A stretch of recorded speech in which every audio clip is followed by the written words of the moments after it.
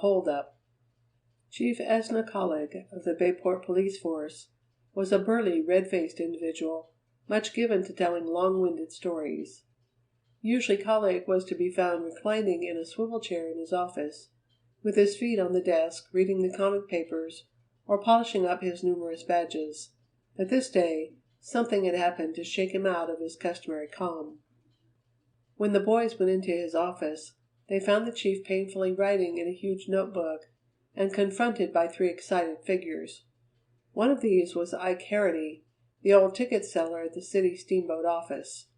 The others were Detective Smuff, of the police force, and Policeman Con Riley, both trying their best to look important and composed. Ike Harrity was frankly frightened. It was plain that something very much out of the ordinary had happened. Harrity was a timid and inoffensive old chap who had perched on a high stool behind the wicket at the steamboat office day in and day out for as many years as anyone in Bayport could remember. "I was just counting up the morning receipts," he was saying, in a frightened and high-pitched voice, "when in comes this fellow, and he sticks a revolver in front of my nose." "Just a minute," interrupted the chief grandly, as the boys entered. He dipped his pen in the inkwell and poised it in the air as he peered at the lads over his spectacles. "What are you boys doing here? Can't you see we're busy?" "I came to report a theft," said Chet Morton.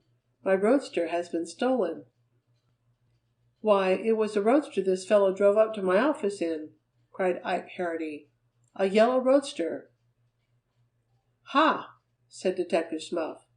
"A clue!" He immediately fished a notebook out of his pocket and began rummaging around for a pencil. "Never mind, Detective Smuff," observed the chief heavily. "I'll take any notes that are needed." Detective Smuff, duly squelched, put back his notebook in confusion. "What fellow?" Frank asked. "Who drove up to your office in a yellow roadster?" "The hold-up man," declared Harrity. "I was held up this morning. A fellow tried to steal the steamboat money on me." "Now just a minute, demanded the chief. "Let me say a word here. The situation is this: a man drove up to the steamboat office a little while ago and tried to hold up Mr. Harrity, but a passenger happened to come into the office just then, and the fellow got frightened and ran away. Is that right?" "That's right," said Harrity. "I'll make a note of it," said the chief, suiting the action to the word. When he had scribbled industriously for some time, he raised the pen again and pointed it at Chet. "Now you," he observed, "say that somebody stole a yellow roadster on you this morning?" "Yes, sir, from our farm. He was seen driving into Bayport just a little while ago." The chief made a note of it.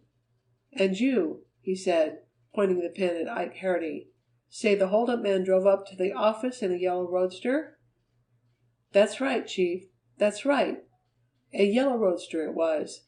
And now that I'd come to think of it, I've seen Chet Morton's car before, and it was the spitting image of it."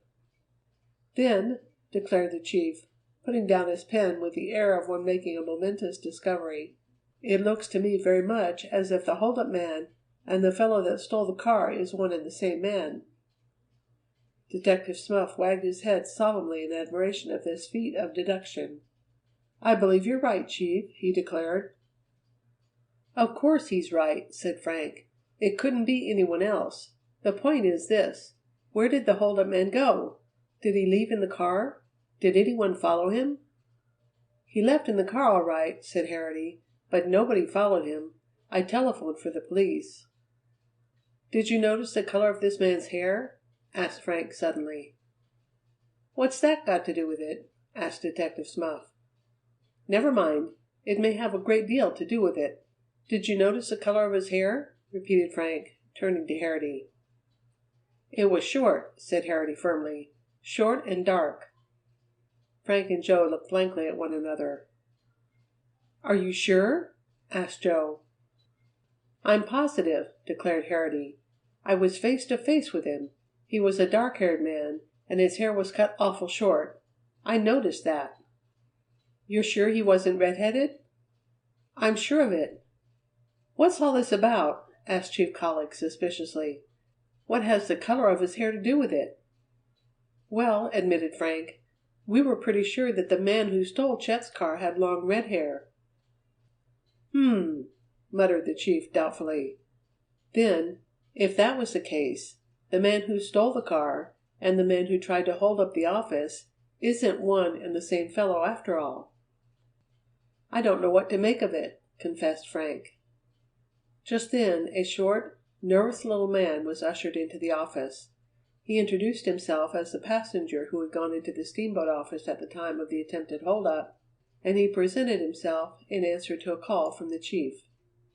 In reply to questions, the newcomer, who gave the prosaic name of Henry J. Brown and said he was from New York, told of entering the office and seeing a man run away from the wicket with a revolver in his hand. What color was his hair? Did you notice? Asked Frank eagerly. I can't say I did, answered the little man. It all happened so quickly. I didn't realize that it was a holdup until the man was out the door. Then I saw him jump into the roadster and drive away. But wait a minute. I did notice the color of his hair, just as the car was disappearing down the street. You couldn't help notice. He was red-headed. He had long red hair. Detective Smuff looked blankly at the chief, and the chief looked blankly at everybody else, particularly at Henry J. Brown of New York. I knew it, declared Joe exultantly. It's the same man. It can't be the same man, said the chief wearily. You boys don't know what you're talking about. Mr. Harity says he had short, dark hair. Now, how could he have short, dark hair and long red hair at the same time? I ask you that. How could he?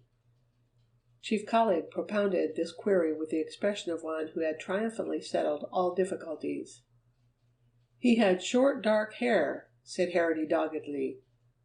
And I'm sure he had long red hair, shouted Henry J. Brown very indignantly. Do you think I'm blind? Do you think I'd tell a lie about it? He had dark hair. It was red.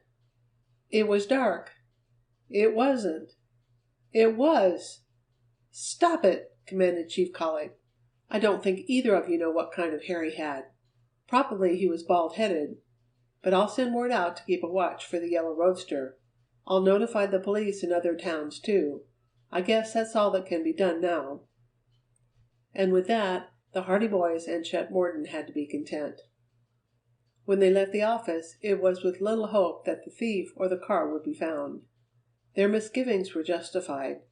When they returned to see Chief Collig that night, they learned that no word had been received concerning the yellow roadster from any of the outlying towns or villages, and that, despite a diligent search conducted by Detective Smuff and other members of the Bayport force, the roadster had not been located in the city. End of Chapter 4.